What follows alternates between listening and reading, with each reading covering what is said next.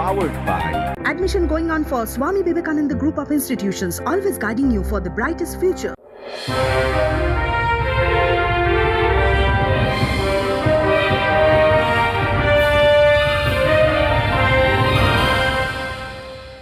আজকে সরাসরি কল্যাণী থেকে বঙ্গ সংস্কৃতি উৎসব কল্যাণী, যার আয়োজক কল্যাণীর টাউন ক্লাব, আজকে সেই মঞ্চ থেকে আমরা অত্যন্ত গুরুত্বপূর্ণ এমন কিছু ব্যক্তিত্ব, বলা যেতে পারে এই বঙ্গের সেরা বক্তাদের হাজির করেছি। বিষয়টা খুবই গুরুতর, তার কারণ কার হাতে ভরসার হাল, কর্পোরেট মিডিয়া না সোশ্যাল? এই মুহূর্তে এই প্রশ্নটা আমাদের কুড়ে কুড়ে খাচ্ছে। আমরা জানি, আমরা বুঝি, আমরা অনুধাবন করি যে কর্পোরেট মিডিয়া বিভিন্ন সময় বাজার ধরার কারণে তাদের অনেক কিছু করতে হয়। আমরা তো কোন ছাড়, স্বয়ং নেহেরু বলে গেছেন জুট জার্নালিজমের কথা। কেন পাঠের কথা উঠছে কেন? তার কারণটা হচ্ছে, একটা সময় দেখা গিয়েছিল যাদের জুট মিল রয়েছেন তারা প্রত্যেকে একটা করে সংবাদ মাধ্যম তৈরি করেছেন। তার কারণ তাদের মতো করে খবর পৌঁছে দিতে হবে। আবার হাতে খবরের কাগজ থাকলে বা সংবাদ মাধ্যম থাকলে রাজনৈতিক দাদা দিদিদের সঙ্গে দর কষাকষিও করা যায়। সুতরাং কর্পোরেট মিডিয়ার তো একটা বদনাম আছেই, কিন্তু সোশ্যাল মিডিয়া আমরা অনেককেই দেখি মনে যা আসছেন তাই বলে দিচ্ছেন একেবারে অকপটে, কিন্তু এই বলার মধ্যেও বিপদ আছে। নিজের মতো করে তথ্য এবং নিজের মতো করে দৃষ্টিভঙ্গি সবার জন্য সবার কাছে পৌঁছে দেওয়া এবং সবার সেটা শোনা সত্যি কি খুব দরকার, জরুরি? তাহলে কার ওপর ভরসা রাখবো? সোশ্যাল মিডিয়া, বিভিন্ন ইউটিউব চ্যানেল, ফেসবুকের খবর, নাকি কর্পোরেট মিডিয়া? এই নিয়েই আজকে আমাদের আলোচনা, এবং এই আলোচনায় যারা বক্তা আছেন তাদের প্রত্যেককেই আপনারা চেনেন। আমি শুধু আরও একবার পরিচয় করিয়ে দিই। একেবারে আমাদের ডান দিকে বসে রয়েছেন ইন্দ্রাণী দত্ত। দীর্ঘদিন ধরে সাংবাদিকতা করেছেন, ফ্রিল্যান্সার সাংবাদিক, অর্থাৎ বাজারি সংবাদ মাধ্যম তার থেকে যেমন তিনি দূরত্ব রেখেছেন, আবার যে সাংবাদিকতার যে গড্ডালিকার প্রবাহ রয়েছে তার থেকেও তিনি সম দূরত্ব রেখেছেন। ইন্দ্রাণী দত্ত রয়েছেন ডক্টর কুণাল সরকার, অত্যন্ত গুরুত্বপূর্ণ চিকিৎসক, কিন্তু আজকে আমাদের বাঙালিদের কাছে অত্যন্ত পরিচিত মুখ। ইংরেজিতে একটা কথা আছে, টকিং হেডস, সোশ্যাল মিডিয়ায় খুব ব্যবহার হচ্ছে। আমরা অনবরত বিভিন্ন বিষয়ে তাকে কথা বলতে শুনি। তার যুক্তি, তার উদাহরণ টানা এবং তার ব্যাপ্তি আমাদের বিস্ময়, আমাদের বিস্মিত করে। আমাদের সঙ্গে রয়েছেন চন্দ্রিল ভট্টাচার্য। চন্দ্রিল ভট্টাচার্য একাধারে বাগ্মী, অত্যন্ত জনপ্রিয়, অথচ তিনি মাঝে মাঝে এমন চিন্তাভাবনা পোষণ করেন যে চিন্তাভাবনাগুলো এর সমাজে ব্যতিক্রমী। তিনি লেখক, তিনি চলচ্চিত্রকার, তার বহু পরিচয় আছে, কিন্তু বাঙালির কাছে তিনি একজন অত্যন্ত গুরুত্বপূর্ণ বক্তাও। আমাদের সঙ্গে রয়েছেন বিশ্বনাথ চক্রবর্তী, অধ্যাপক, তথ্য কথা বলে, তথ্যের আধারে গণতন্ত্র কাঁদে, বিভিন্ন সংখ্যার মধ্য দিয়ে অনেক কিছু ধরা যায়। এসব বাঙালিকে যিনি গত কয়েক দশক ধরে চিনিয়েছেন তিনি বিশ্বনাথ চক্রবর্তী। আমাদের সঙ্গে রয়েছেন পঙ্কজ দত্ত মহাশয়। কল্যাণীতে দাঁড়িয়ে, নদিয়ার বুকে দাঁড়িয়ে পঙ্কজ দত্তের পরিচয় আমি কি দেব? প্রাক্তন দুদে পুলিশ কর্তা, একসময় এই নদিয়ার এসপি ছিলেন। অবসর নেওয়ার পর সাংবাদিকতার প্রতি তার অমোঘ আকর্ষণ, এবং অনিবার্যভাবেই তাই তাকে বিভিন্ন বিষয় স্পষ্ট কথা বলতে দেখি। আমাদের সঙ্গে রয়েছেন সুমন চট্টোপাধ্যায়। সুমন চট্টোপাধ্যায় নতুন করে পরিচয় দেব না, গুরুচণ্ডালী দোষ হয়ে যাওয়া যেতে পারে, কারণ একসময় এই সুমনদার নেতৃত্বে আমরা কাজ করেছি। সুমন চট্টোপাধ্যায় তার বাংলা ভাষার লেখা, একজন সাংবাদিক হিসেবে তার সাহস, তার জীবনের ওঠা পড়া তাকে বাঙালির কাছে, বরুণ সেনগুপ্ত পরবর্তী যারা সাংবাদিক রয়েছেন, আপামর বাঙালির কাছে তিনি একটা মাইলস্টোন। আমি প্রথমেই আজকে সুমন চট্টোপাধ্যায়কে ডেকে নেব, তার কারণ কার হাতে ভরসার হাল, কর্পোরেট মিডিয়া না সোশ্যাল, এই শীর্ষক আলোচনা। কিন্তু এই আলোচনার প্রস্তাবনা এবং আলোচনার সুর বেঁধে দেবেন তিনি। তাই আমি সুমন চট্টোপাধ্যায়কে বলবো যে তিনি তার বক্তব্য পেশ করবেন এবং তারপর আমরা সরাসরি আলোচনায় ঢুকে যাব, অন্যান্য বক্তারা বলবেন। সুমন চট্টোপাধ্যায়। হাততালিটা আরেকটু জোরে হলে বক্তার ভালো লাগে, আমাদের ভালো লাগে, কল্যাণী বইমেলা, বই উৎসব, বঙ্গ উৎসবের ভালো লাগবে। নমস্কার। কল্যাণী টাউন ক্লাবের সদস্যদের আমি ব্যক্তিগতভাবে আন্তরিক কৃতজ্ঞতা ও ধন্যবাদ জানাচ্ছি। ইদানিং আমি খুব একটা বাড়ি থেকেই বেরোই না, তবু এখানে আসতে একরকম বাধ্য হয়েছি, প্রধানত পঙ্কজবাবুর ধমকে এবং এখানকার এই ক্লাবের বোধহয় স্তম্ভস্বরূপ বটুবাবুর পীড়াপিড়িতে। এবং বটুবাবুর সঙ্গে কথাবার্তা বলে আমার মনে হয়েছে তিনি দক্ষ সংগঠক তো বটেই, খুব ভালো সেলসম্যানও। কেননা কোথায় কি বলতে হয় সেটা তিনি খুব ভালো করে জানেন। আমার সঙ্গে কথা বলতে গিয়ে প্রতিটি বাক্যে তিনি অন্তত এমন দুজনের নাম করেছেন যাদের সঙ্গে আমারও একদা অত্যন্ত ঘনিষ্ঠ সম্পর্ক ছিল। অনেকটা গৌড়ীয় মঠে বৈষ্ণবরা যেভাবে হরে কৃষ্ণ হরে রাম করে, প্রায় সেই স্টাইলে তিনি খালি আমাকে শুনিয়ে গেলেন যে এই ক্লাবটা সোমনাথ চট্টোপাধ্যায় এবং সুভাষ চক্রবর্তীর আশীর্বাদ ধন্য। সে যাই হোক, আজকে আমি এখানে ঠিক আলোচনায় একজন প্যানেলিস্ট হিসেবে আসিনি, এসেছি এই যে একটা বিষয় এরা নির্বাচন করেছেন সে সম্পর্কে একটা প্রাককথন মতো করতে। এখানে সব তুখোড় তারকা বক্তা আছেন, চন্দ্রিল আছে, বিশ্বনাথ আছে, কুণাল আছে, পঙ্কজবাবু আছেন। এদের সবাইকে আপনারা টেলিভিশনের সুবাদে নিশ্চয়ই খুব ভালো করে চেনেন। অতএব এরা বলুক, এদের কথা শুনি, এই জন্যেই আমার এখানে আসা। দেখুন, এই যে বিষয় এরা ঠিক করেছেন, কার হাতে আছে ভরসার হাল, কর্পোরেট মিডিয়া না ডিজিটাল, এটা হচ্ছে আজকালকার টেলিভিশনের ছোঁয়াচে রোগ। আপনারা লক্ষ্য করে দেখবেন এইভাবে ছড়া কেটে গুরুতর বিষয়কে চটুল এবং লঘু করে দেওয়া এখন তাবড় তাবড় টেলিভিশন চ্যানেলের রেওয়াজ। খুব সুদৃশ্য মঞ্চ তৈরি করে দারুণ জামা কাপড় পরে অ্যাঙ্কাররা সব বসে তারা হয়তো আলোচনা করতে চান একটা খুব জটিল গম্ভীর বিষয় নিয়ে, কিন্তু সেটাকে এমন মোড়কে ছড়ার মাধ্যমে শ্রোতাদের কাছে পৌঁছতে চান। আমি এটা কয়েকদিন দেখার পরে কিঞ্চিত বিরক্ত হয়েছিলাম এবং ভাবলাম কেন করে এরকম।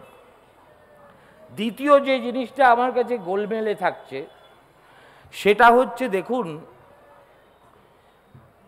মিডিয়ার উপর ভরসা।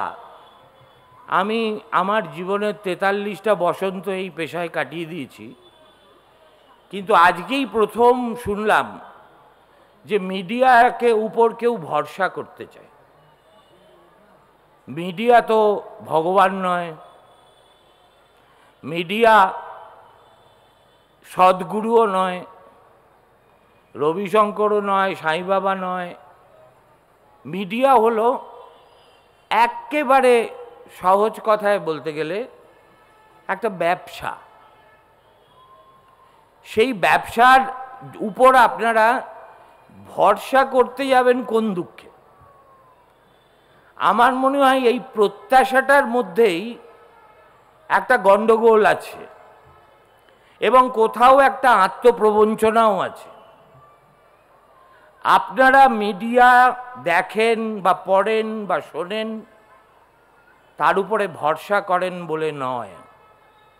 আয়নার সামনে দাঁড়িয়ে নিজেকে যদি এই প্রশ্নটা করেন এবং সৎ জবাব চান, তাহলে দেখবেন আপনার কানে কানে কেউ একজন বলে দিচ্ছে যে আমি যেভাবে বিশ্বটাকে দেখতে চাই, আমার কাছে যে জিনিসটা লোকে বললে আমি শুনতে আমার খুব ভালো লাগে, আমি সেটাই শুনি, সেটাই পড়ি, সেটাই দেখি।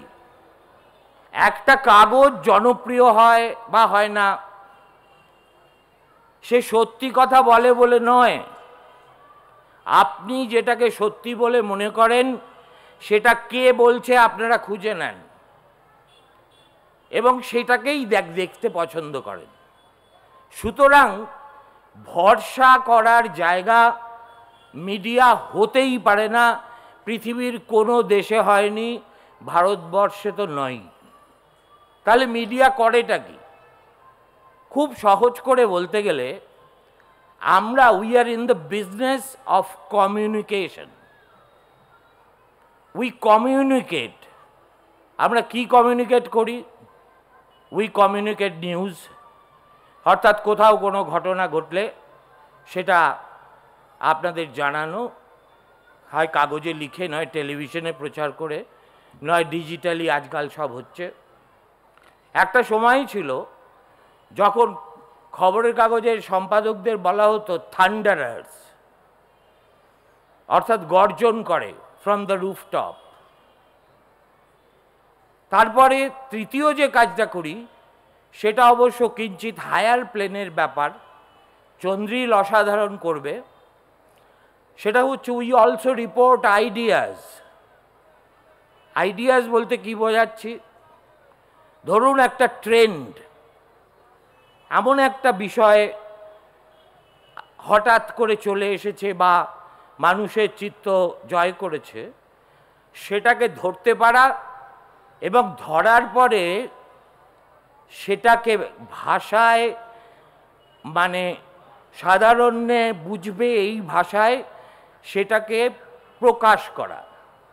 যেমন ধরুন লন্ডনে যখন বিটলস আর মিনি স্কার্ট ডমিনেট করছে, টাইম ম্যাগাজিনের একটা কভার হয়েছিল লন্ডন ইজ সুইঙ্গিং। ভারতবর্ষে এই আইডিয়া রিপোর্টিংয়ের কাজটা প্রথম সর্বোত্তমভাবে শুরু করেছিল ইন্ডিয়া টুডে। যখন মাধুরী দীক্ষিত বলিউডের তখন একেবারে 1 নম্বর অ্যাক্ট্রেস, তিনি সম্বন্ধ করে বিয়ে করলেন, তখন একটা ইন্ডিয়া টুডের কভার স্টোরি হয়েছিল arrange marriage arrives in Bollywood, কিংবা rise of the Indian middle class.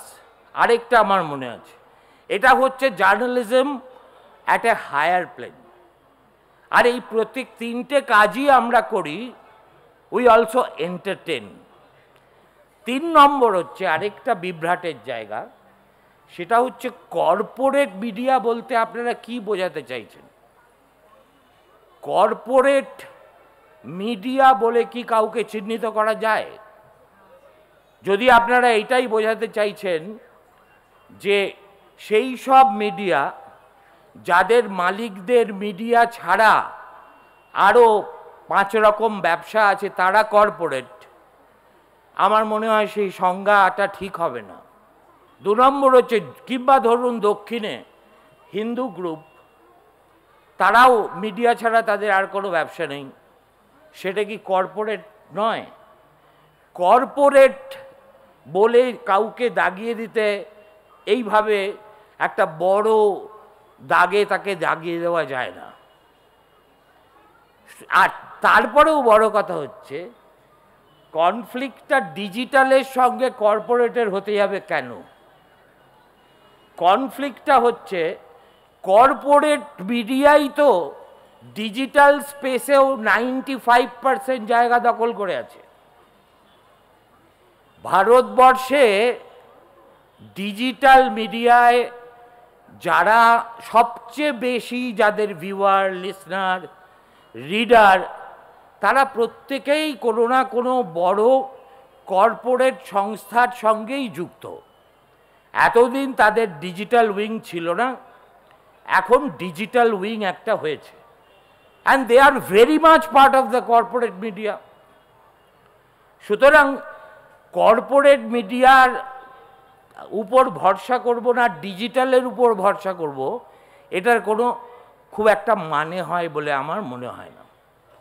আর আপনারা যদি ডিজিটাল বলতে আমার মতো ভূষুণ্ডির কাক কিংবা চন্দ্রিলের মতো করোনাকালে চাকরি খোয়ানো সাংবাদিক, কিংবা রবিশ কুমারের মতো আদানি কি এনডিটিভি কিনে নেওয়ায় সেই প্রতিষ্ঠান ছাড়তে বাধ্য হওয়া, এরকম রোজ আপনারা পাবেন। আমাদের একটা, যেমন বৃন্দাবন, যেমন কাশী, একদা বিধবাদের একটা জায়গা ছিল, সেখানে গিয়েই তারা শেষ নিঃশ্বাস ত্যাগ করতেন।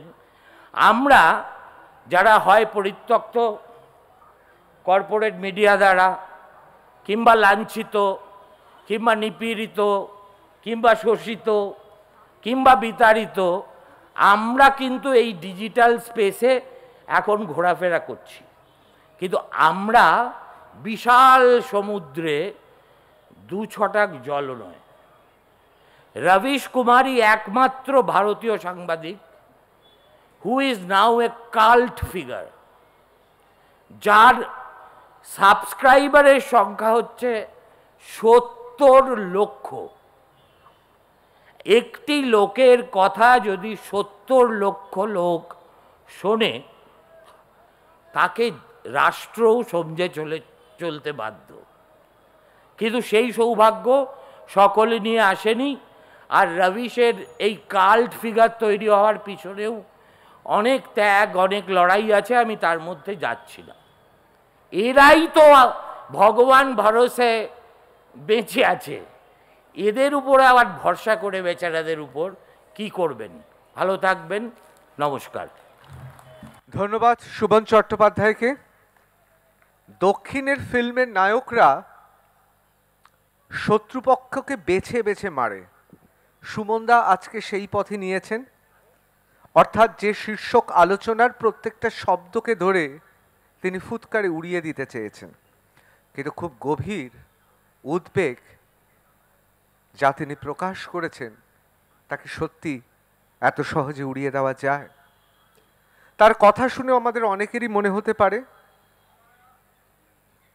অন্তত তিনি যে উদাহরণগুলো দিয়েছেন, যে ভদ্রলোকেরা খবরের কাগজ পড়ে না, খবর দেখে না।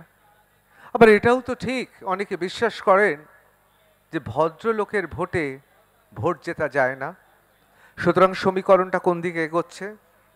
আমরা সকালবেলায়, ধরুন কারোর সবুজ রঙে অ্যালার্জি, কারোর গেরুয়া রঙে অ্যালার্জি, বা কারোর লালে অ্যালার্জি, সকালবেলা তো আমরা সেই কাগজটা নিয়েই চায়ে চুমুক দিই, যেখানে যথেষ্ট পরিমাণে সেই রঙগুলোকে একেবারে মোক্ষম উপায় গালিগালাজ করা হচ্ছে, আনন্দ পাই। তাহলে কি শুধুই মিডিয়া ব্যবসা, নিছক ব্যবসা? দুধের ব্যবসাও তো ব্যবসা, ওষুধের ব্যবসাও তো ব্যবসা। তাহলে কি মিডিয়া সিরিয়াস ব্যবসা নয়?